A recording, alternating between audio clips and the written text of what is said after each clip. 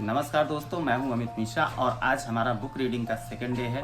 अगर हमारा book reading आप सभी को अच्छा लगता है तो वीडियो को लाइक कर दीजिएगा और आप नए हैं हमारे चैनल पे तो एक बार सब्सक्राइब जरूर कर दीजिएगा। दोस्तों, आज बुक रीडिंग का सेकंड डे है जिसमें हम rich dad poor dad study कर रहे हैं। तो आप लोगों को अच्छा लगे तो आप लोग भी ये बुक परचेज करके आप लोग भी स्टडी कर सकते हैं। बहुत अच्छी बुक है।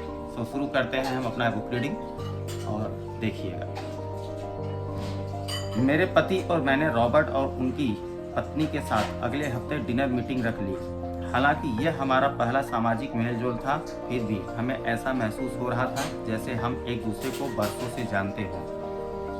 हमने पाया कि हम में बहुत सी बातें एक जैसी हैं। हमने बहुत से विषयों पर बातें की, खेलों, नाटकों, रेस्तराओं और सामाजिक आर्थिक विषयों पर। हमने बदलती हुई दुनिया के बारे में भी बात की। हमने इस मुद्दे पर बहुत समय तक विचार किया कि ज़्यादातर अमेरिकी कैसे अपने रिटायरमेंट के लिए बहुत कम पैसा बचा पाते हैं या बिल्कुल भी नहीं बचा पाते। हमने सामाजिक सुरक्षा और मेडिकेयर की लगभग दिवालिया हालत पर भी विचार किया। क्या हमारे बच्चे को 7.5 करोड़ वृद्ध लोगों के रिटायरमेंट के लिए टैक्स चुकाना होगा? हम हैरान थे कि लोग पेंशन योजना के भरोसे बैठकर कितना बड़ा खतरा मोल ले रहे हैं। दोस्तों, इसमें जो राइटर है वो एक्सपेरिमेंट कर रहे हैं और एक दूसरे के साथ डिस्कस करके सोच रहे हैं कि वो डिस्कस कर रहे हैं कि जो हमारा जनरेशन है, क्या ये बच्चे जो पुराने लोग थे जो रिटायरमेंट हो चुके, जिनके पास नौकरियां थी और उन्होंने पैसे नहीं बचा पाए अपनी ज़िंदगी में, क्या ऐसे ही हमारे बच्चों के साथ भी होने वाला है? वही वो लोग डिस्कस कर रहे थे एक दूसरे के साथ में। मिले, पहली बार किसी होटल में मिले एक दूसरे से और वहाँ पर ये सारी डिस्कस चल रही थी। रॉबर्ट की सबसे बड़ी चिंता यह थी कि अमीरों और गरीबों के बीच फासला लगातार बढ़ता जा रहा है। ऐसा न कि सिर्फ अमेरिका में हो रहा है बल्कि पूरी दुनिया में हो रहा है। रॉबर्ट का कहना था कि अमीर और गरीब के बीच में जो गैप है, अमीर अमीर होता जा रहा है, गरीब गरीब होता जा रहा है, ये जो फासला है एक दूसरे के बीच में बढ़ता जा रहा है। ऐसा न कि सिर्फ अमेरिका में हो रहा है जबकि वो पूरी दुनिया में ऐसा देखा जा रहा है। रॉबर्ट स्वशिक्षित और स्वनिर्मित व्यवसायी थे। वे दुनिया भर में निवेश कर चुके थे और 47 वर्ष की उम्र में रिटायर होने में सफल हो गए थे। दोस्तों, रॉबर्ट जो थे वो अच्छे एक शिक्षित व्यक्ति थे और वो अपना खुद का व्यवसाय करते थे, धंधा था उनका, कुछ व्यापार था और वो 47 वर्ष की उम्र में वो रिटायर भी हो चुके थे। वे काम इसलिए कर रहे थे क्योंकि उन्हें भी वही चिंता थी जो मुझे अपने बच्चों को लेकर सता रही थी। वे जानते हैं कि दुनिया बदल चुकी है, परंतु इसके बावजूद शिक्षा पद्धति बिल्कुल भी नहीं बदली है। रॉबर्ट के अनुसार बच्चे सालों तक दकियानूसी शिक्षा पद्धति में अपना समय गुजारते हैं और ऐसे विषय पढ़ते हैं जो उनके जीवन में कभी भी कहीं भी काम नहीं आने वाला है, और वे ऐसी दुनिया के लिए तैयार करते हैं जिनकी अब नामो निशान भी नहीं बचा है। उनका कहना है कि आज की डेट में जो बच्चे स्टडी कर रहे हैं, पढ़ाई कर रहे हैं, या स्कूलों में या कोचिंग सेंटर में जो शिक्षा दी जा रही है, वहाँ पे नए ज़माने के हिसाब से जो डेवलपमेंट होने वाला है या जो आने वाला है फ्यूचर, उसके हिसाब से बच्चों को शिक्षा नहीं दी जा रही। इसी को लेकर के वो लोग गहन अध्ययन कर रहे हैं और एक दूसरे से डिस्कस कर रहे हैं। आज आप किसी भी बच्चे को जो सबसे खतरनाक सलाह दे सकते हैं वह है स्कूल जाओ, अच्छे नंबर लाओ और कोई सुरक्षित नौकरी ढूंढो। उन्होंने कहा यह पुरानी सलाह है और यह खराब सलाह है। अगर आप यह देख सकते हैं कि एशिया, यूरोप, दक्षिण अमेरिका में क्या हो रहा है तो आप भी उसकी ही चिंतित होंगे, उतनी ही चिंतित होंगी जितना कि मैं। रॉबर्ट कहते हैं कि आज जो सलाह हम लोग देते हैं अपने बच्चों को कि स्कूल जाओ, पढ़ाई करो और अच्छी नौकरी के लिए काम करो, तो वही चीज़ पुरानी बातें हैं। लोग उसको रिपीट करते चले आ रहे हैं। लोगों को लगता है कि हम कुछ नया कर रहे हैं, जबकि वो बहुत पुराना है, सालों से चला आ रहा है। और किसी भी देश में जाइए, किसी भी देश में जा रहे हैं, जो वहाँ हो रहा है वही यहाँ हो रहा है। हमारे देश में या आपके देश में या दूसरों के देश में वही हो रहा है। इसको लेकर के वो बहुत चिंतित हैं। रॉबर्ट के अनुसार यह बुरी सलाह है क्योंकि अगर आप चाहते हैं कि आपके बच्चे का भविष्य आर्थिक रूप से सुरक्षित हो तो आप पुराने नियमों के सहारे नए खेल को नहीं खेल सकते। यह बहुत खतरनाक होगा। उनका कहना है कि जो पुरानी पद्धति है, अगर उसके हिसाब से हम कुछ नया करने जा रहे हैं, अगर हम कुछ नया प्लान कर रहे हैं और उसी विचारधारा से हैं, तो हम सक्सेस नहीं हो सकते हैं और ये हमारे लिए खतरनाक साबित हो सकता है।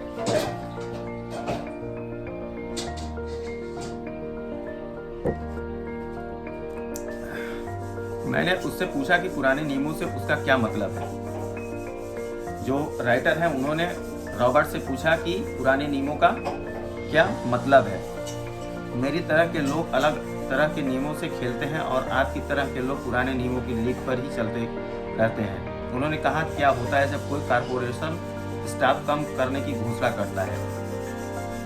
लोगों को नौकरी से निकाल दिया जाता है, परिवार तबाह हो जाते हैं, बेरोजगारी बढ़ जाती है। मैरी अपने राइटर हैं, उन्होंने रॉबर्ट के साथ जो डिस्कस किया उसमें वो निकल करके आता है कि जो पुराना नियम है अगर उसको अपनाते रहते हैं तो आने वाले कारपोरेट सेक्टर में या बिजनेस कह सकते हैं, व्यवसाय में जॉब की कमी आएगी, लोग निकाल दिए जाते हैं क्योंकि उतने अच्छे से कोई काम कर नहीं पाता है और समय बीत जाता है, बुजुर्ग हो जाते हैं लोग तो उनको निकाल दिया जाता है, तो बेरोजगारी बढ़ जाती है और लोग परेशान हो जाते हैं, परिवार टूट जाता है और उनको खर्चे बहुत ज़्यादा होने लगते हैं। हाँ, परंतु कंपनी पर इसका क्या असर पड़ता है, खासकर जब वह कंपनी स्टॉक एक्सचेंज में दर्ज हो। जब स्टाफ कम करने की घोषणा होती है तो स्टॉक की कीमत बढ़ जाती है। मैंने कहा, जब कंपनी तनख्वाह का खर्च कम करती है तो बाजार इस बात को पसंद करता है, ऐसा चाहे स्टाफ कम करके किया जाए या फिर कंप्यूटर के माध्यम से किया जाए। उन्होंने कहा कि खासकर ये कंपनी के एक्सचेंज जब रजिस्टर्ड होते हैं या शेयर जब रजिस्टर होते हैं उस टाइम कंपनी को बहुत असर पड़ता है और स्टाफ कम हो जाता है और उस समय शेयर बढ़ जाते हैं और खर्च कम हो जाता है, उनका खर्च कम हो जाता है, प्रॉफिट उनका बढ़ जाता है। उन्होंने कहा, आप ठीक कह रही हैं, और जब स्टॉक की कीमतें बढ़ती हैं तो मेरी तरह के लोग यानी जिनके पास उस कंपनी के शेयर होते हैं वे ज़्यादा अमीर हो जाते हैं। अलग तरह के नियमों से मेरा यही आशय था, कर्मचारी हारते हैं, मालिक और निवेशक जीतते हैं। जो रॉबर्ट हैं उनका कहना है कि राइटर से कह रहे हैं कि आप ठीक कह रही हैं, और जब स्टॉक की कीमत बढ़ती है तो मेरी तरह के लोग यानी जिनके पास उस कंपनी के शेयर होते हैं, यानी कि शेयर जो होता है उस कंपनी का अगर किसी के पास है, उसके मालिक के पास या कर्मचारी के पास, तो वो लोग अमीर हो जाते हैं, जबकि बाहर के लोग प्रॉफिट नहीं पा पाते हैं उस चीज़ का। रॉबर्ट कर्मचारी और मालिक के बीच के फर्क को समझ रहा था। यह फर्क था अपनी किस्मत पर खुद अपना नियंत्रण होना या फिर अपनी किस्मत पर किसी दूसरे का नियंत्रण होना। परंतु ज़्यादातर लोग यह नहीं समझ पाते हैं कि ऐसा क्यों होता है। मैंने कहा, उन्हें लगता है कि यह ठीक नहीं है। उनका जवाब था, इसलिए तो बच्चों से यह कहना मूर्खता है, अच्छी शिक्षा प्राप्त करो। यह सोचना मूर्खता है कि स्कूलों में दी जा रही शिक्षा से बच्चे उस दुनिया का सामना करने के लिए तैयार हो जाएंगे जिसमें वे कॉलेज के बाद पहुंचने वाले हैं। हर बच्चे को ज़्यादा शिक्षा की ज़रूरत है, एक अलग तरह की शिक्षा की, और उन्हें नए नियमों को जानने की भी ज़रूरत है, अलग तरह के नियमों को जानने की। जो राइटर हैं वो कहना चाह रही हैं, आज जो हम बच्चों को अपने पढ़ने के लिए अगर बोलते हैं या स्कूल कॉलेज, आज की जनरेशन को अगर हम पुराने पद्धति से स्टडी करने के लिए बोलते हैं तो ये हमें मूर्खतापूर्ण लगता है। बच्चों को हमें नए जनरेशन के हिसाब से तैयार करना होगा जिससे उनको बिजनेस करने में या उनको जीवन काटने में अच्छा हो, उनकी सारी ज़रूरतें पूरी हो सके और वो एक अच्छे लेवल पे जा सकें। धन के कुछ नियम होते हैं जिनमें अमीर लोग खेलते हैं और धन के कुछ और नियम होते हैं जिनमें बाकी 95% लोग खेलते हैं, और ये 95% लोग उन नियमों को अपने घर और स्कूल में सीखते हैं। धन मतलब रुपया कमाने के लिए इन्होंने बताया है कि इसके नियम भी होते हैं और बाकी 95% लोग उन नियमों को अपने घर और स्कूल में सीखते हैं। इसलिए आजकल किसी बच्चे से यह कहना खतरनाक है, मन लगाकर पढ़ो और अच्छी नौकरी खोजो। वो कहना चाहते हैं कि आज के बच्चों को अगर हम कहते हैं कि आप पढ़ाई पे फोकस करो और अच्छी नौकरी की तलाश करो, ये कहना मूर्खतापूर्ण होगा। आज बच्चों को अलग तरह की शिक्षा की ज़रूरत है और आज की शिक्षा नीति उन्हें कुछ मूलभूत बातें नहीं सिखा पा रही है। राइटर का कहना है कि ये बात तो सच है कि शिक्षा की ज़रूरत है, अलग तरह की शिक्षा की ज़रूरत है, टेक्निकल होना या कुछ न्यू पद्धति की जो शिक्षा है वो बच्चों में डेवलप करनी पड़ेगी। और जिसमें अगर हम पुरानी शिक्षा पद्धति की बात करते हैं तो उनको जो मूलभूत बातें हैं जो मार्केट में या समाज में आज हमें फेस करना पड़ता है, वो चीज़ें उनको वहाँ पे नहीं मिलती हैं। इस बात से कोई फर्क नहीं पड़ता है कि क्लासरूम में कितने कंप्यूटर रखे हैं या स्कूल कितना पैसा खर्च कर रहे हैं। जब शिक्षा नीति में वह विषय ही नहीं है तो उसे किस तरह पढ़ाया जा सकता है। राइटर का कहना है कि स्कूल में जब कितना भी कंप्यूटर हो, कुछ भी व्यवस्थाएं हों, अगर हमें समय के अनुसार शिक्षा नहीं दी जा रही है तो वो हमें फ़र्क नहीं पड़ता है। हमारी ज़िंदगी में हमारे चाहे जितने बड़े स्कूल में हम बच्चों को पढ़ा दें, कोई फ़र्क नहीं पड़ता है। अब सवाल यह उठता है कि किस तरह माता पिता अपने बच्चों को वह सिखा सकते हैं जो वे स्कूल में नहीं सीख पाते। आप अपने बच्चे को अकाउंटिंग किस तरह सिखाते हैं, क्या इसमें वे बोर नहीं हो जाते? और आप उन्हें किस तरह निवेश करना सिखाएंगे?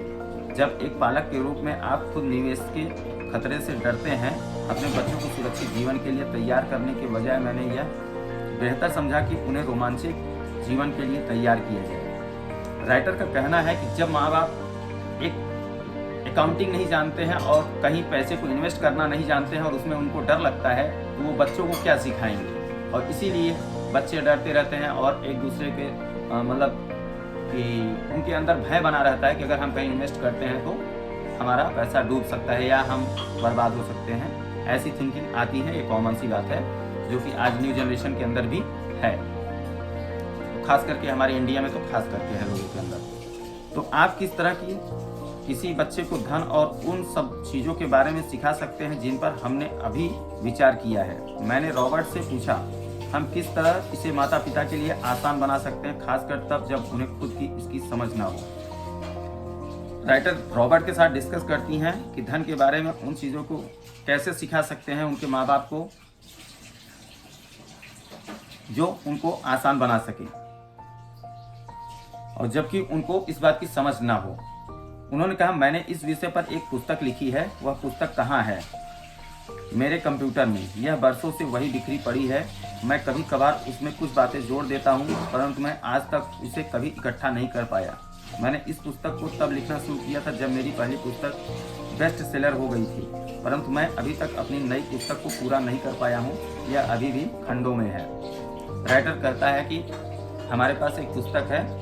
पहले तो राइटर पूछती है कि मैंने इस विषय पर एक पुस्तक, रॉबर्ट बोलते हैं कि मैंने इस विषय पर एक पुस्तक लिखी है जो कि मेरे कंप्यूटर में है और कंप्यूटर में वो पन्नों में बिखरा हुआ है, अलग अलग जगहों पे है, खंडों में है।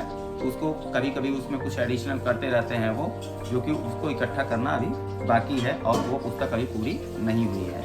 और वह पुस्तक निश्चित रूप से खंडों में ही थी।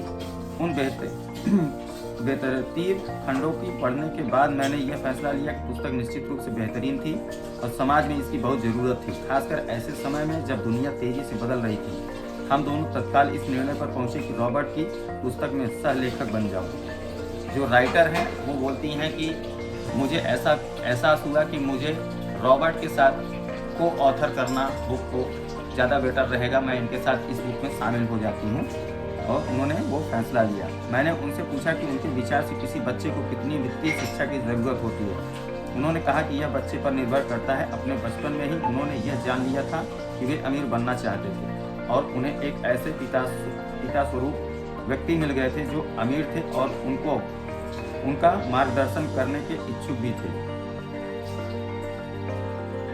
राइटर पूछती है कि उन्हें कितनी वित्तीय शिक्षा, मतलब कैसा शिक्षा हम बच्चों को दें कि उनके लाइफ के लिए अच्छा होगा। तो उन्होंने कहा कि ये बच्चे के ऊपर निर्भर करता है। और मेरे बचपन में तो मेरे पिता एक ऐसे व्यक्ति थे जो बहुत पैसे वाले थे, अमीर थे और वो उनको किस्मत से मिल गए थे और उन्हें एक ऐसे पिता स्वरूप व्यक्ति मिल गए थे जो अमीर थे और उनका मार्गदर्शन करने के इच्छुक थे और उनके पिता के अंदर लालसा थी वो अपने बच्चे को सिखाएं, कुछ नया सिखाएं। रॉबर्ट का कहना था कि शिक्षा ही सफलता की नींव है। जिस तरह स्कूल में सीखी गई बातें महत्वपूर्ण होती हैं, उसी तरह धन संबंधी समझ और बोलने की कला भी महत्वपूर्ण होती है। रॉबर्ट का कहना है शिक्षा भी महत्वपूर्ण है और साथ ही साथ धन संबंधी समझ और बोलने की कला भी एक महत्वपूर्ण पहलू होती है जिंदगी के लिए। आगे की कहानी रॉबर्ट के दो डैडियों के बारे में है, जिनमें एक अमीर डैडी है और दूसरे गरीब। आगे राइटर कहते हैं रॉबर्ट का जो लाइफ है उसमें दो उनके पिताजी हैं, एक अमीर है और एक गरीब है। इसके बारे में हम बात करेंगे, जिनके जरिए रॉबर्ट उन रहस्यों को बताएंगे जो उन्होंने अपने जीवन में सीखे हैं। दोनों डैडियों के बीच का अंतर एक खास बात उजागर करता है। इस पुस्तक को मैंने बढ़ाया है, इसमें कुछ जोड़ा और घटाया है और इसे व्यवस्थित करने का काम किया है। जो अकाउंटेंट इस पुस्तक को पढ़े उससे मेरा यही अनुरोध है कि वे अपनी किताब ज्ञान को एक तरफ रख दें और अपने दिमाग में रॉबर्ट के सिद्धांतों को घुस जाने दें।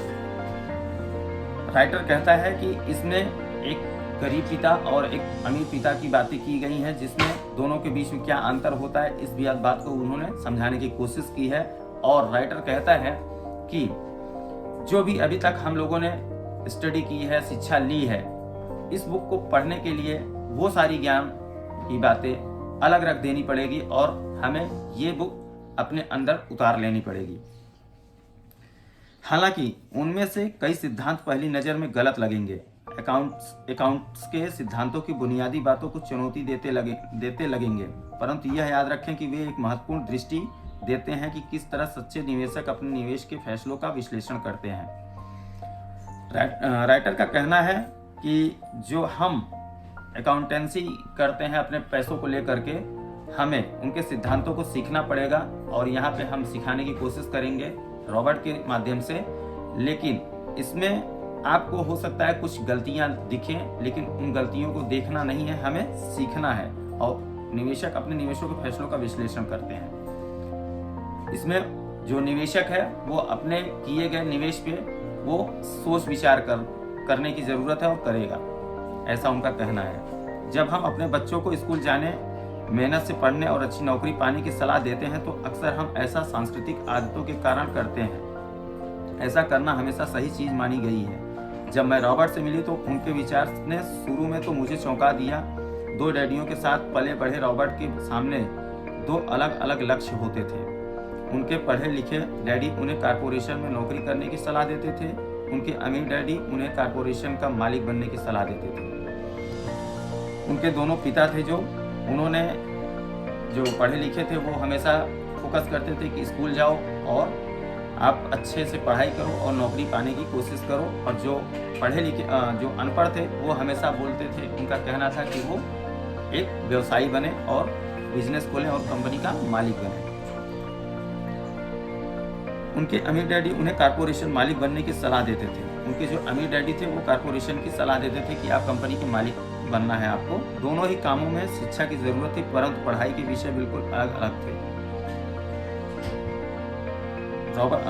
राइटर का कहना है कि दोनों ही काम में शिक्षा की जरूरत थी, परंतु पढ़ाई के विषय बिल्कुल अलग अलग थे। जो पढ़ने का जो माध्यम था वो अलग अलग था। पढ़े लिखे डैडी रॉबर्ट को स्मार्ट बनने के लिए प्रोत्साहित करते थे। अमीर डैडी रॉबर्ट को यह जानने के लिए प्रोत्साहित करते थे कि किस तरह स्मार्ट लोगों की सेवाएं ली जाएं। जो उनके पढ़े लिखे डैडी थे वो हमेशा उनको प्रोत्साहित करते थे कि आप स्मार्ट बनो और जो स्मार्ट लोग हैं उनसे कैसे काम लिया जाए, इन बातों पर फोकस करने के लिए करते थे। दो डैडियों के होने से कई समस्याएं भी पैदा हुई। रॉबर्ट के असली डैडी हवाई राज्य में शिक्षा प्रमुख थे। जब रॉबर्ट 16 साल के हुए तो उन्हें इस बात की कोई खास चिंता नहीं सता रही थी। अगर तुम्हें अच्छे नंबर नहीं मिलते तो तुम्हें कोई अच्छी नौकरी नहीं मिलेगी। वे पहले से ही जानते थे कि उनके करियर का लक्ष्य या कारपोरेशन का मालिक बनना, न कि उसमें नौकरी करना। सच तो यह है कि अगर हाई स्कूल में समझदार और मेहनत और आरामदर्शता नहीं मिला होता तो रॉबर्ट कभी कॉलेज भी नहीं गए होते। वे इस बात को मानते हैं, वे दौलत कमाने के लिए बेताब थे, परंतु वे आखिरकार मान ही गए कि कॉलेज की शिक्षा से भी उन्हें फायदा हो सकता है।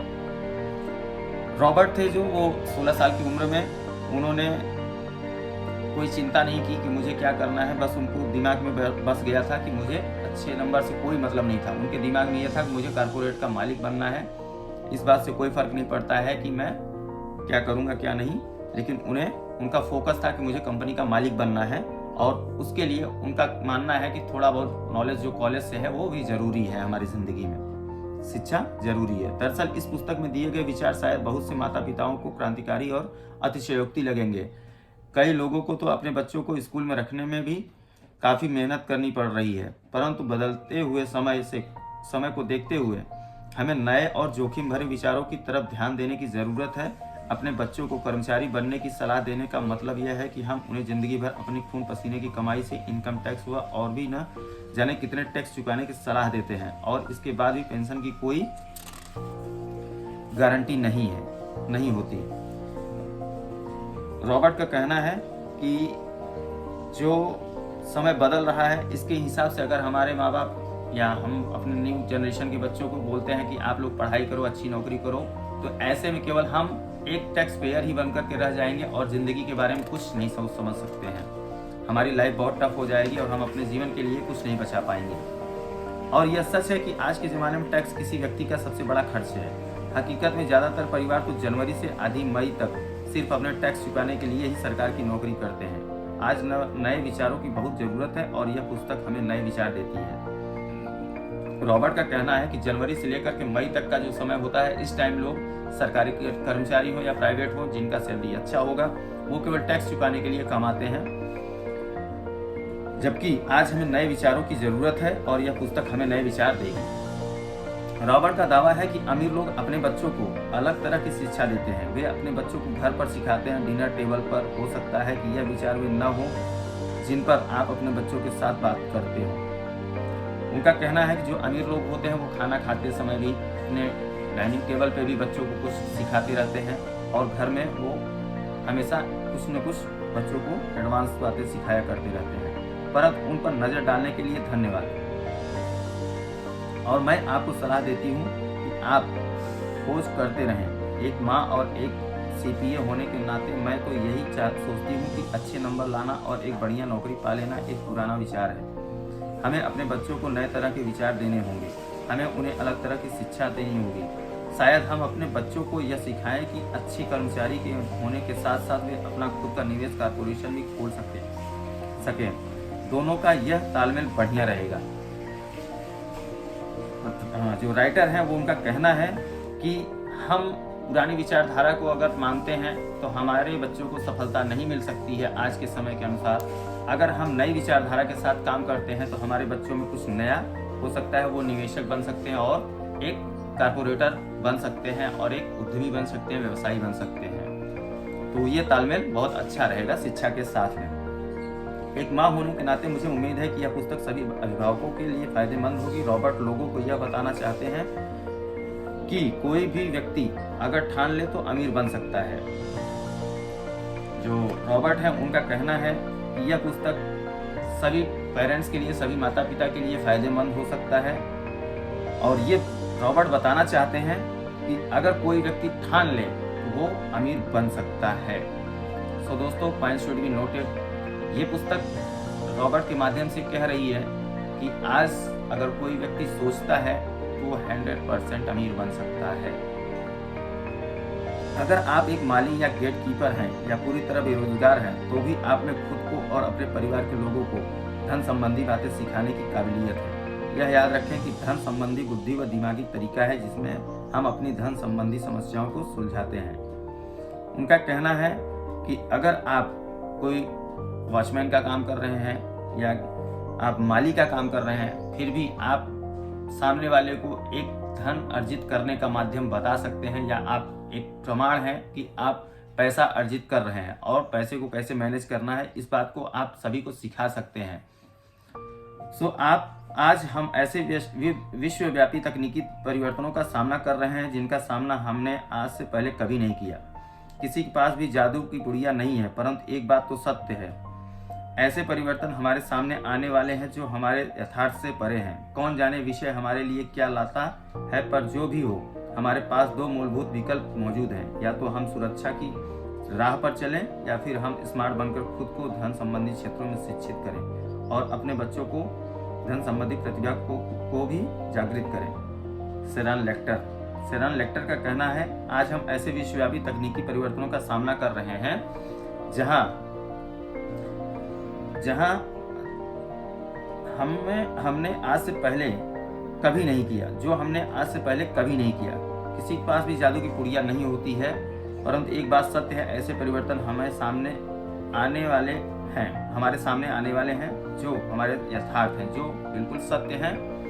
कौन जाने भविष्य हमारे लिए क्या लाता है, भविष्य में क्या होने वाला है, ये किसी को पता नहीं होता है। हमारे पास दो मूलभूत विकल्प मौजूद हैं। या तो हम सुरक्षा की राह पर चलें, इन द सेंस कि आप या तो सिक्योरिटी के साथ चलें कि आपके पास धन इतना संचय हो जाए, और दूसरा है कि स्मार्ट बन करके काम करना पड़ेगा। अब यहाँ से बुक की जो चैप्टर है वो स्टार्ट होने वाला है, रिच डैड पुअर डैड। सो दोस्तों हम स्टार्ट करते हैं। पहला अध्याय है rich dad poor dad, Robert Kiyosaki के अनुसार। मेरे दो डैडी थे, एक अमीर और दूसरे गरीब। एक बहुत पढ़े लिखे थे और समझदार थे, वे पीएचडी थे और उन्होंने अपने 4 साल के अंडर ग्रेजुएट कार्य को 2 साल से भी कम समय में कर लिया था। इसके बाद वे आगे पढ़ने के लिए Stanford university, university of Chicago तथा नॉर्थ वेस्टर्न यूनिवर्सिटी गए, और यह सब उन्होंने पूरी तरह से स्कॉलरशिप के सहारे ही किया। मेरे दूसरे डैडी 8वीं से आगे नहीं पढ़े थे। जो रॉबर्ट कियोसाकी हैं, उनके दो पिता थे। एक बहुत पढ़े लिखे थे जिन्होंने पीएचडी की थी कई देश में जाकर के अलग अलग। जो 4 साल का कोर्स था उन्होंने 2 साल में पूरा किया था अपनी शिक्षा के अनुसार, और जो दूसरे पिता थे वो 8वीं तक पढ़े हुए थे। दोनों ही अपने करियर में सफल थे। दोनों ने जिंदगी भर कड़ी मेहनत की थी। दोनों ने ही काफी पैसा कमाया था, परंतु उनमें से एक पूरी जिंदगी पैसे के लिए परेशान होता रहा। दूसरा हवाई के सबसे अमीर व्यक्तियों में से एक बन गया। एक के मरने पर उनके परिवार, चर्च और जरूरतमंदों को करोड़ों डॉलर की दौलत मिली। दूसरा अपने पीछे कर्ज छोड़कर मरा। उनका कहना है कि उनके जो पहले पिता थे, जो अमीर थे, वो जब एक्सपायर किए तो उनका जो मेहनत से कमाया हुआ पैसा था वो लोगों में चैरिटी के रूप में गया, समाज में गया, चर्च में गया। और जो दूसरे पिता थे वो जो मेहनत करते थे, जिंदगी भर पैसों के लिए मेहनत किया, वो जब एक्सपायर हुए तो उन्होंने अपने पीछे कर्ज को छोड़ करके गए। मेरे दोनों डैडी इरादे के पक्के, चमत्कारी और प्रभावशाली थे। दोनों ने बहुत मुझे सलाह दी, परंतु उनकी सलाह एक सी नहीं थी। दोनों ही शिक्षा पर बहुत जोर देते थे, परंतु उनके द्वारा सुझाए गए पढ़ाई के विषय अलग अलग थे। इसमें रॉबर्ट बताते हैं कि मेरे दोनों डैडी जो थे वो पक्के इरादा वाले थे, ईमानदार थे और प्रभावशाली थे। उनको जो करना होता था वो मन लगा के करते थे, और उन्होंने मुझे हमेशा, दोनों लोगों ने सलाह दी कि शिक्षा पर फोकस करो, और जो कि दोनों लोगों के जो स्टडी का सब्जेक्ट था वो अलग अलग था। वो लोग अलग अलग विषयों पर पढ़ने के लिए उनको बोलते थे। अगर मेरे पास केवल एक ही डैडी होते तो मैं या तो उनकी सलाह मान लेता या फिर उसे ठुकरा देता। चूंकि सलाह देने वाले दो थे, इसलिए मेरे पास दो विरोधाभासी विचार होते थे। उनका कहना है कि मेरे पास दो पिता थे, दोनों लोगों की बातें अलग अलग थी। एक होते तो मैं बात को ठुकरा भी सकता था, लेकिन अब दोनों थे तो मैं विरोधाभास भी कर सकता था। मेरे अंदर से उनके विचारधारा आती थी, एक अमीर आदमी और दूसरा गरीब आदमी का। किसी भी एक विचारधारा को सीधे सीधे मान लेने या न मानने के बजाय मैं उनकी सलाहों पर काफी सोचा करता था, उनकी तुलना करता था और फिर खुद के लिए फैसला किया करता था। दोस्तों, रॉबर्ट कहते हैं कि अगर एक विचारधारा होती तो मैं उस पर सीधा सीधा काम कर सकता था या मान लेता उस बात को, लेकिन यहाँ पे दो लोगों की सलाह थी, इसलिए मैं उस पर खुद से विचार करता था और फिर फैसला किया करता था। समस्या यह थी कि अमीर डैडी अभी अमीर नहीं थे और गरीब डैडी अभी गरीब नहीं थे। दोनों ही अपने करियर शुरू कर रहे थे और दोनों ही दौलत तथा परिवार के लिए मेहनत कर रहे थे, परंतु पैसे के बारे में दोनों के विचार और नजरिए एकदम अलग थे। उनका कहना है कि शुरुआती दौर था उनके दोनों पिताजी का। जो अमीर थे वो अभी अमीर नहीं थे और जो गरीब थे वो अभी गरीब नहीं हुए थे। दोनों ही अपने करियर की शुरुआत कर रहे थे और दोनों जो थे परिवार के लिए मेहनत कर रहे थे, और पैसे के बारे में दोनों का विचार जो था वो अलग अलग था। उदाहरण के तौर पर एक डैडी कहते थे पैसे का मोह ही सभी बुराइयों की जड़ है, जबकि दूसरे डैडी कहा करते थे पैसे की कमी ही सभी बुराइयों की जड़ है। उनके जो पिता थे वो हमेशा दोनों लोगों के अलग अलग उदाहरण थे, और वो लोगों का कहना था कि जो अमीर थे उनका और जो गरीब थे उनका, कि एक का कहना था पैसे का मोह ही सभी बुराइयों की जड़ है, मतलब पैसों से अगर प्रेम है आपको तो वो सभी बुराइयों की जड़ है। और दूसरे कहा करते थे पैसे की कमी ही सबसे बड़ी बुराई है। जब मैं छोटा था तो मुझे दोनों डैडियों की अलग अलग सलाहों से दिक्कत होती थी। एक अच्छा बच्चा होने के नाते मैं दोनों की बातें सुनना चाहता था। परेशानी यह थी कि दोनों एक सी बातें नहीं करते थे। रॉबर्ट कहते हैं मैं बच्चा था और दोनों लोग अलग अलग सलाह देते थे।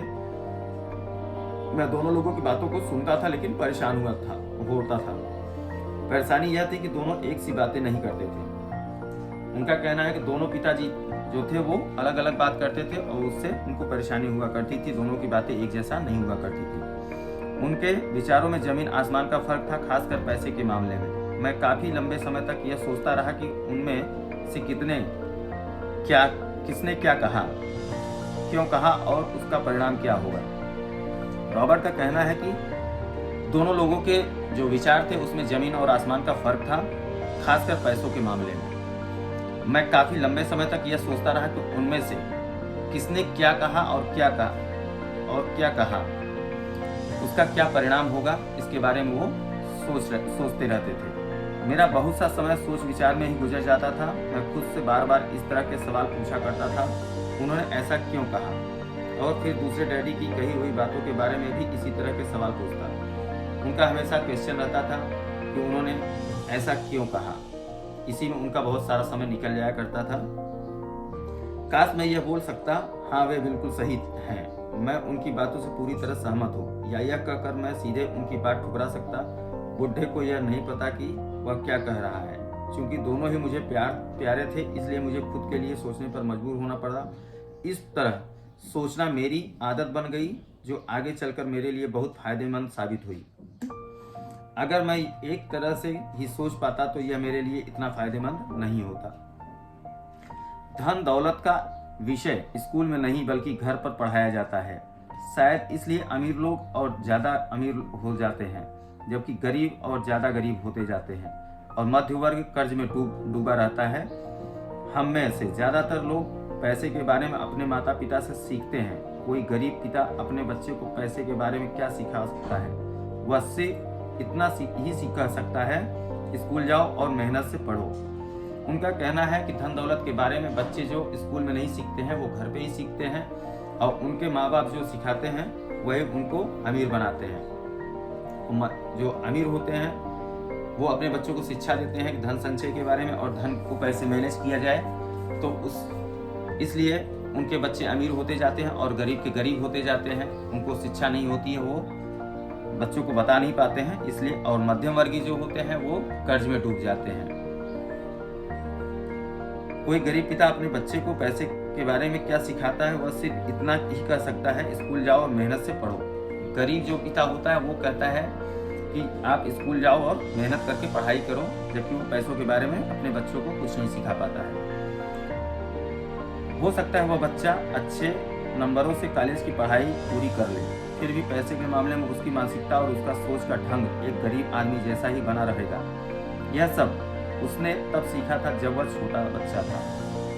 दोस्तों, रॉबर्ट का कहना है कि हो सकता है बच्चा अच्छे नंबर से स्कूल को टॉप करे, अच्छी पढ़ाई करे, फिर भी उसे पैसों का जो मैनेजमेंट है उसको नहीं पता चलेगा, क्योंकि एक गरीब बाप है और उसने जो शिक्षा दी है या उसके रहन सहन में जो उसको परिवेश में मिला है शिक्षा, तो पैसों का मैनेजमेंट नहीं मिला है, इसलिए वो आदमी गरीब जैसा ही रहेगा और उसके सोचने का तरीका भी उसी तरह का रहेगा। धन का विषय स्कूलों में नहीं पढ़ाया जाता। स्कूल में शैक्षणिक और व्यावसायिक निपुणताओं पर जोर दिया जाता है। रॉबर्ट का कहना है कि स्कूलों में धन के संचय के बारे में बताया नहीं जाता, धन के बारे में किसी तरह का, पैसों के बारे में किसी की कुछ शिक्षा नहीं दी जाती है। स्कूल में शैक्षणिक और व्यावसायिक, वहाँ पे शिक्षा और व्यवसाय के बारे में निपुणताओं पर जोर दिया जाता है, न कि धन संबंधी निपुणता पर, जबकि पैसों को लेकर के कोई शिक्षा नहीं दी जाती। इससे यह साफ हो जाता है कि जिन स्मार्ट बैंकर्स, डॉक्टर्स और अकाउंटेंट्स के स्कूल में अच्छे नंबर आते हैं वे जिंदगी भर पैसे के लिए संघर्ष क्यों करते हैं। उनका कहना है कि जो बैंकर्स हैं, डॉक्टर्स हैं या अकाउंटेंट्स हैं, वो जिंदगी भर क्यों पैसे को लेकर के समस्याएं झेलते रहते हैं, इसके बारे में वो बात कर रहे हैं। हमारे देश पर भी जो काफ़ी कर्ज लदा हुआ है वह काफ़ी हद तक उन उच्च शिक्षित राजनेताओं और सरकारी अधिकारियों के कारण है जो आर्थिक नीतियां बनाते हैं, और मजे की बात यह है कि वे धन के बारे में बहुत कम जानते हैं। उनका कहना है कि हमारे देश के ऊपर भी जो कर्ज होता है उसमें भी जो राजनेता हैं उन लोगों को भी शिक्षा तो है, उच्च शिक्षा होता है, लेकिन वो लोग पैसों का मैनेजमेंट नहीं जानते हैं और उनके अधिकारियों को भी शिक्षित अधिकारी भी होते हैं, लेकिन उनको पैसों का मैनेजमेंट नहीं आता, इसलिए वो कर्ज में होते हैं और देश कर्ज में होता है। मैं अक्सर नई सदी में आने वाली समस्याओं के बारे में सोचता हूँ, तब क्या होगा जब हमारे पास ऐसे करोड़ों लोग होंगे जिन्हें आर्थिक और चिकित्सीय मदद की जरूरत होगी। धन संबंधी मदद के लिए या तो वे अपने परिवारों पर या फिर सरकार पर निर्भर होंगे। क्या होगा जब मेडिकेयर और सोशल सिक्योरिटी के पास का पैसा खत्म हो जाएगा? किस तरह कोई देश तरक्की कर पाएगा? अगर पैसे के बारे में पढ़ाई की जिम्मेदारी माता पिता के ऊपर छोड़ दी जाएगी, जिनमें ये ज्यादातर गरीब हैं या गरीब होंगे। क्योंकि मेरे पास 2 प्रभावशाली डैडी थे, इसलिए मैंने दोनों से ही सीखा। मुझे दोनों की सलाह पर सोचना पड़ता था। इस तरह से सोचते सोचते मैंने यह भी जान लिया कि किसी व्यक्ति के विचार उसकी जिंदगी पर कितना जबरदस्त प्रभाव डाल सकते हैं। उदाहरण के तौर पर एक डैडी को यह कहने की आदत थी, मैं इसे नहीं खरीद सकता। दूसरे डैडी इन शब्दों के इस्तेमाल से चिढ़ते थे। वे जोर देकर कहा करते थे कि मुझे इसके बजाय यह कहना चाहिए, मैं इसे कैसे खरीद सकता हूँ। पहला वाक्य नकारात्मक और दूसरा प्रश्नवाचक।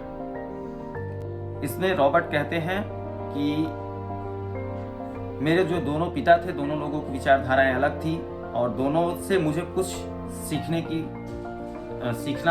सीखने को मिलता था। जैसे कि अगर कोई भी, उदाहरण के लिए उन्होंने बताया है कि अगर कोई वस्तु खरीदना है तो पहले पिता कहा करते थे मैं इसे नहीं खरीद सकता, और दूसरे करते थे, जो अमीर थे वो बोलते थे कि मुझे इसको कैसे खरीदना है या मैं कैसे खरीद सकता हूँ। पहला वाक्य नकारात्मक है और दूसरा सकारात्मक विचारिणी है, प्रश्नवाचक है। एक में बात खत्म हो जाती है और दूसरे में आप सोचने के लिए मजबूर हो जाते हैं। मेरे जल्द ही अमीर बनने वाले डैडी ने मुझे समझाया कि जब हम कहते हैं मैं इसे नहीं खरीद सकता तो हमारा दिमाग काम करना बंद कर देता है। इसके बजाय जब हम यह सवाल पूछते हैं मैं इसे कैसे खरीद सकता हूँ तो हमारा दिमाग काम करने लगता है। उनका यह मतलब नहीं था कि आपका जिस चीज़ पर दिल गया आ जाए उसे खरीद ही लें। वे लगभग दीवानगी की हद तक अपने दिमाग को कसरत करवाना चाहते थे, क्योंकि उनके ख्याल से दिमाग दुनिया का सबसे ताकतवर कंप्यूटर है। मेरा दिमाग हर रोज तेज होता जाता है क्योंकि मैं इसकी कसरत करता रहता हूँ। यह जितना तेज होता जाता है मैं इसकी मदद से उतना ही ज़्यादा पैसा कमा सकता हूँ। उनका मानना था कि मैं इसे नहीं खरीद सकता कहना दिमागी आलस की पहचान है। जो रॉबर्ट हैं, उनके जो पढ़े लिखे और शिक्षित और अमीर पिता थे, वो कहते हैं कि मैं नहीं खरीद सकता हूँ, इस शब्द से उनको निगेटिविटी आती, इससे आलस का बोध होता है उन्हें, और इस हिसाब से वो अपनी ज़िंदगी में कुछ काम नहीं कर सकते हैं और वहीं पे सोचना उनका बंद हो जाता है। जबकि अगर वही बात वो सोचते हैं मैं इसे कैसे खरीद सकता हूँ तो उसके बारे में कई विचारधाराएं आएंगी, उनके पास सोच आएगी और वो उस वस्तु को कैसे खरीदेंगे उसके बारे में सोचना शुरू करते हैं। तो वहाँ से अपने दिमाग को काम पे लगाते हैं और वो काम करने के लिए एक्टिव हो जाते हैं। इस हिसाब से माइंड भी जो है उनका काम पे हो जाता है और काम करने लगता है। हालांकि दोनों ही डैडी अपने काम में कड़ी मेहनत करते थे, परंतु मैंने देखा कि पैसे के मामले में एक डैडी की आदत यह थी कि वे अपने दिमाग को सुला देते थे और दूसरे डैडी अपने दिमाग को लगातार कसरत करवाते रहते थे। उनका कहना है कि जो दोनों पिता थे एक कड़ी मेहनत करते थे और पैसे के मामले में एक डैडी की आदत यह थी कि वे अपने दिमाग को सुला देते थे। मतलब जो गरीब थे वो सुला देते थे और अमीर थे वो कड़ी मेहनत पे लगा देते थे। दूसरे डैडी अपने दिमाग को लगातार कसरत करवाते रहते थे, मतलब मेहनत पे लगा दिया करते थे, सोचते रहते थे। इनका दीर्घकालीन परिणाम यह हुआ कि एक डैडी आर्थिक रूप से बहुत अमीर होते चले गए जबकि दूसरे डैडी लगातार कमजोर होते गए। इसे इस तरह से समझे कि एक व्यक्ति हर रोज कसरत करने के लिए जिम जाता है जबकि दूसरा व्यक्ति अपने सोफे पर बैठकर टीवी देखता रहता है। शरीर की सही कसरत से आप ज़्यादा तंदुरुस्त हो सकते हैं और दिमाग की सही कसरत से आप ज़्यादा अमीर हो सकते हैं। आलस्य से स्वास्थ्य और धन दोनों का नुकसान होता है। रॉबर्ट का कहना है कि जो उनके अमीर पिता थे वो कुछ दिनों में अमीर होते चले गए और जो गरीब थे वो गरीब होते चले गए। जिस हिसाब से इसे तरह से समझें कि एक व्यक्ति हर रोज कसरत करता है। उनके जो पिता थे जो सोचते थे वो उसका एग्जाम्पल दे रहे हैं कि जैसे अगर हम आज कसरत करना शुरू करते हैं, जिम जाना शुरू करते हैं, तो हमारा शरीर जो है वो फुर्तीला होता जाता है और हम एक्टिव होते हैं। और अगर हम वही सोफे पे बैठ करके अगर टीवी देखते हैं तो हम आलसी और रोग को अपने घर में जन्म देते हैं। तो आलस्य और स्वास्थ्य दोनों का नुकसान होता है। मेरे दोनों डैडियों की विचारधारा में जमीन आसमान का अंतर था।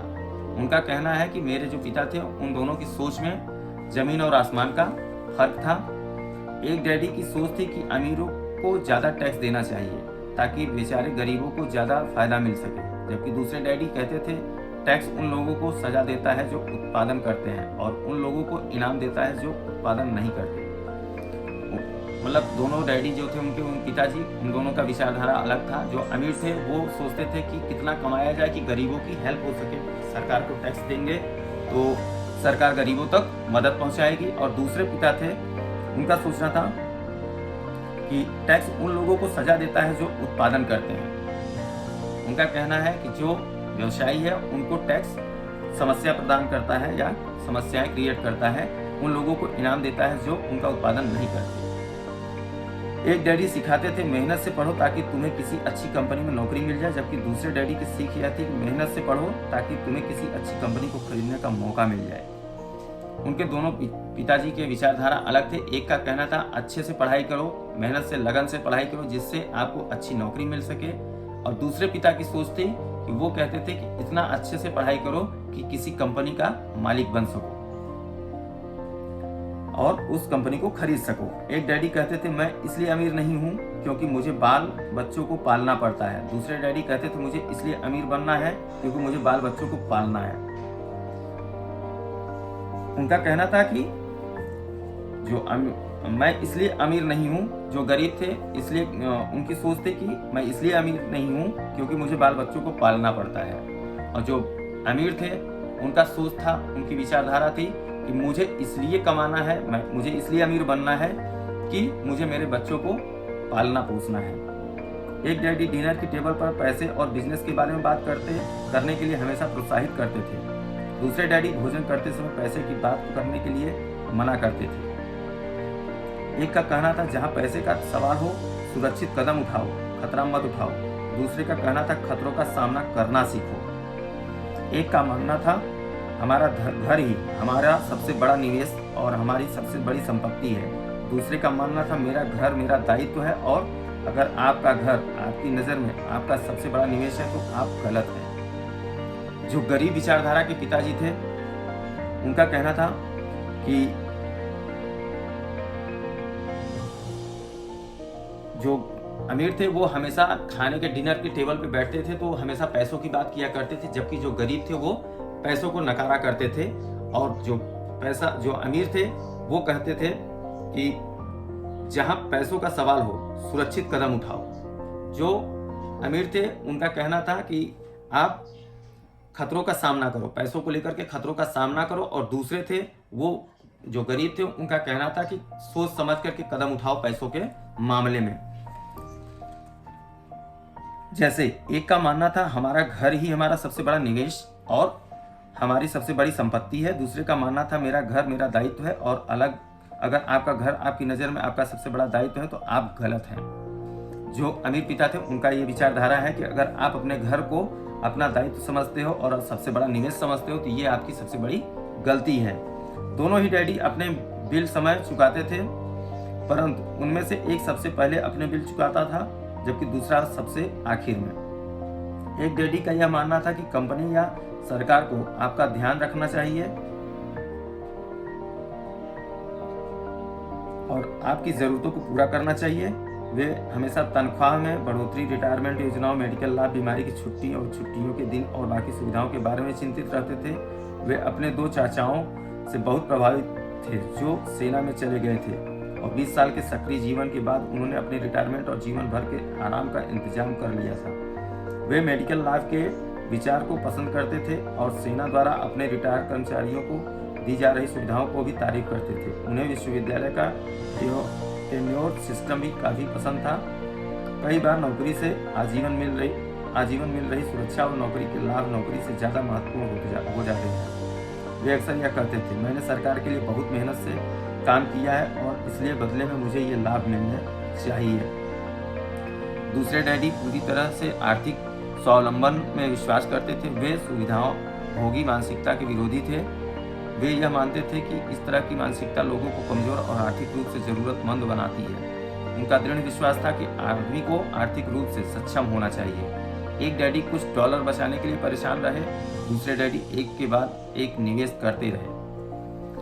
उनके चाचा थे, दो चाचा थे जो किसी सरकारी सेना में काम करते थे। वो लोग हमेशा ऐशो आराम की ज़िंदगी जिए। रिटायरमेंट 20 साल की नौकरी के बाद वो रिटायरमेंट किए और उससे उन लोगों को ज़िंदगी जीने में आसानी थी, तो वो लोग उतने में खुश थे। तो ये चीज़ रॉबर्ट को अच्छी नहीं लगती, उनके पिता को नहीं अच्छी लगती थी। वो हमेशा सोचते थे कि हमें क्रिएटिव होना है, हमारी मानसिकता हो कि हम हमेशा काम करें और सुख सुविधाओं को भोगने के बजाय मैं उसके लिए हमेशा प्रयासरत रहूं, काम करूं और एक्टिव मानसिकता से ज़िंदगी जीऊं। जबकि दूसरे जो डैडी थे वो पैसे को बचाने के चक्कर में रहा करते थे और अमीर डैडी जो थे वो पैसों को निवेश करने के चक्कर में रहते थे। तो दोस्तों, आज का हमारा जो प्रोग्राम है ये बुक रीडिंग का यहीं पे समाप्त करते हैं। कल इसके आगे और पढ़ाई करेंगे हम। बुक बहुत अच्छी है, रियली बहुत अच्छी है। अगर मैं पढ़ना शुरू करूं तो मेरा तो मन नहीं कर रहा है रखने का, बट मजबूरी है कि मैंने आपसे प्रॉमिस की है 45 से 50 मिनट तक की हम वीडियो आपको पर डे दिया करेंगे। सो दोस्तों, हम मिलते हैं नेक्स्ट वीडियो में। दोस्तों, ये बुक अगर अच्छी लगे और हमारा बुक रीडिंग का प्रोग्राम अच्छा लगे तो आप हमारे चैनल को सब्सक्राइब कर दीजिएगा और लाइक भी कर दीजिएगा। मिलते हैं नेक्स्ट वीडियो में। Thank you.